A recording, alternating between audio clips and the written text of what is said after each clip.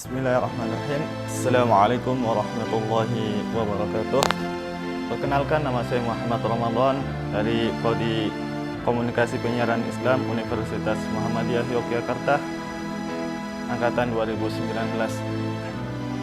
Alhamdulillah bini'matin tatimmus shalihat, asyhadu an la ilaha illallah, asyhadu anna Muhammadan abduhu wa rasuluh, la nabiyya wa la rasula ba'dah. Amma ba'd. Ikhwani fillah rahimani wa rahimakumullah. Ada sebuah kabar gembira untuk kita semua, seorang penuntut ilmu. Ada seorang lansia berumur 80 tahun telah menyelesaikan hafalan Al-Qur'annya 30 juz. Di sisi lain, ada seorang anak muda, atau bisa disebut masih kanak-kanak, usia 11 tahun, telah dijuluki sebagai Google-nya Al-Qur'an. Nah, dari berita tersebut, bisakah kita mengambil sebuah motivasi untuk diri kita? Bagaimana mereka telah menghafalkan Al-Quran, meluangkan waktunya untuk belajar Al-Quran. Seorang lansia jauh lebih tua dari kita, seorang anak lebih muda dari kita, sedangkan ingatan kita lebih mudah untuk menghafal apapun itu yang kita hafal. Mungkin di antara kita menghafal lagu cukup dengan sekali mendengarkan kita bisa hafal. Bukankah itu sebuah nikmat dari Allah Subhanahu wa taala? Bukankah itu sebuah karunia dari Allah Subhanahu wa taala? Saudaraku yang dirahmati Allah Subhanahu wa taala, patut kita jadikan sebuah motivasi buat diri kita. Sudah seberapa dekatkah kita dengan Al-Quran? Sudah berapa jauh kita mendalami Al-Quran tersebut? Sudah berapa banyak ayat yang kita hafalkan? Mungkin timbul di benak kita pertanyaan, buat apa saya belajar Al-Quran? Buat apa saya menghafal Al-Quran tersebut? Allah Subhanahu wa ta'ala menjelaskan dalam Al-Quran, surat Al-Baqarah ayat 2, Dzalikal kitabu la raiba fihi hudal lil muttaqin. Al-Quran, kitab ini tidak ada keraguan di dalamnya, petunjuk untuk kaum muslimin. Dari ayat ini Allah menjelaskan bahwa tujuan Al-Quran diturunkan adalah sebagai petunjuk buat kita. Jadi sudah sepatutnya lah kita mengambil petunjuk tersebut untuk hidup kita. Bagaimana mungkin hidup kita bisa teratur, bisa menjadi hidup yang sakinah wa mawaddah, hidup yang penuh dengan nikmat dari Allah, penuh dengan kasih sayangnya Allah, jikalau kita sendiri jauh dari petunjuk yang Allah berikan. Oleh karena itulah, sudah selayaknya kita mengambil petunjuk tersebut untuk mendapatkan nikmat, untuk mendapatkan meraih hidup kebahagiaan tersebut yang sebenarnya.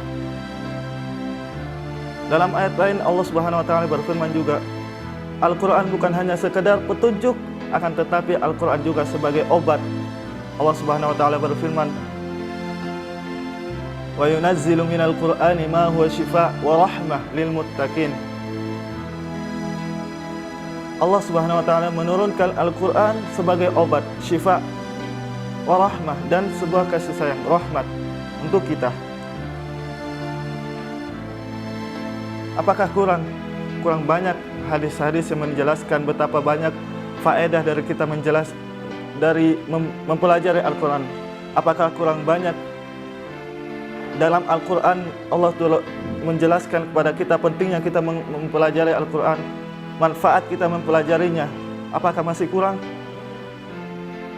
Sudah sepatutnya kita menjadikannya sebuah motivasi, membangun terutama buat diri kita, kemudian untuk keluarga kita. Kita timbulkan sebuah keinginan untuk mempelajarinya. Mungkin hanya sekedar membacanya. Kalau kita mungkin sedang sibuk atau mungkin mungkin kita dalam keadaan waktu kita longgar, kita malas untuk menghafalkannya, Cukup untuk kita membacakan saja. Kita membuka dalam Al-Quran. Jangan sampai Al-Quran itu hanya sebuah pajangan di lemari kita. Di dalam kamar kita mungkin sebelum kita istirahat, kita melihat Al-Quran di lemari kita. Jangan hanya kita melihat saja, oh itu ada Al-Quran di situ. Jangan hanya sebagai pajangan, tapi coba kita mengubah pola hidup kita. Kita jadikan Al-Quran itu sebagai petunjuk untuk hidup kita. Di akhir kata, mari kita kembali menanamkan di dalam diri kita senantiasa untuk mendekatkan diri kita kepada Allah dan memanfaatkan waktu kita sebanyak mungkin untuk lebih dekat lagi dengan Al-Quran. Mungkin dengan kita membacanya, kemudian kalau bisa kita membacanya, kemudian kita menghafalkannya. Setelah kita menghafalkannya, kita mengajarkan kepada teman-teman kita, kepada saudara-saudara kita. Jangan sampai dengan petunjuk itu justru kita jangan sampai Al-Quran itu menjadi sebuah musibah bagi kita. Rasul bersabda, Al-Quran hujjatun laka au alaika. Al-Quran ini bisa menjadi hujjah, bisa menjadi pembela untuk diri kita, atau sebaliknya, Al-Quran ini bisa menjadi menjadi celaka bagi kita, atau menjadi pembela untuk menghancurkan kita. Bagaimana mungkin kita bisa lebih dekat dengan Allah? Bagaimana mungkin kita mendapatkan nikmat hidup dengan bahagia kalau kita jauh dari Al-Quran lagi? Jangan sampai Al-Quran itu hanya sebuah pajangan di lemari kita. Jangan sampai kita membacanya pun juga enggak pernah. Jangan sampai menghafal aja kita tidak bisa, apalagi membaca pun dikit. Jangan sampai tertanam pada diri kita.